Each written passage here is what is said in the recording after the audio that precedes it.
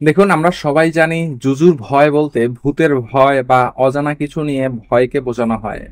সাধারণত এটি শিশুদের মধ্যে কাল্পনিক ভয় বা আতঙ্ক সৃষ্টি করার জন্য ব্যবহৃত একটি শব্দ। এটি একটি রূপক শব্দ যা কোনো অদৃশ্য বা কাল্পনিক বিপদ বা শক্তি সম্পর্কে ভয়কে বোঝানো হয়। আর বর্তমান শেয়ার বাজারও এই জুজুর ভয়ের মধ্যে চলছে। একটা প্রাণহীন বাজারে পরিণত করেছে বিশেষ একটা মহল। আপনি যখন ট্রেড টাইমে বাজার দেখবেন, তখন মনে হবে আরে বাজারে কি যেন একটা হচ্ছে। এই উত্থান, একটু পরে আবার দারুণ পতন। মনে হবে যেন আপনার ঘাড়ে জুজু ভূত বসে আছে।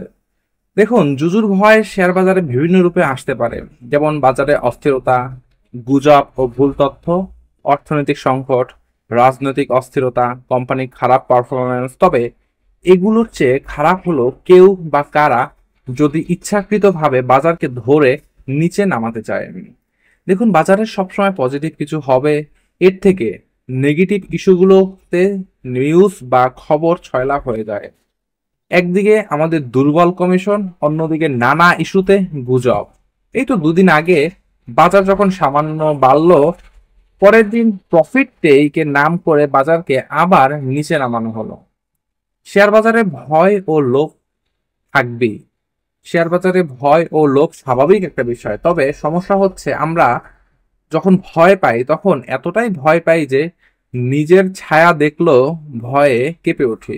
অন্যদিকে লোভ যখন করি তখন দুই কূলে আর হুঁশ থাকে না।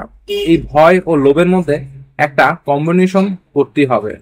এর জন্য আপনার দরকার একটা প্ল্যান। আমি সবসময় এই প্ল্যানিং এবং পোর্টফোলিওকে ছোট রাখার বিষয়ে জোর দিয়ে আসছি, এবং আমি মনে প্রাণে বিশ্বাস করি পোর্টফোলিওতে অতিরিক্ত স্টক থাকা মানে হচ্ছে লাভের গুড় পিঁপড়াকে খাওয়ানোর মতন।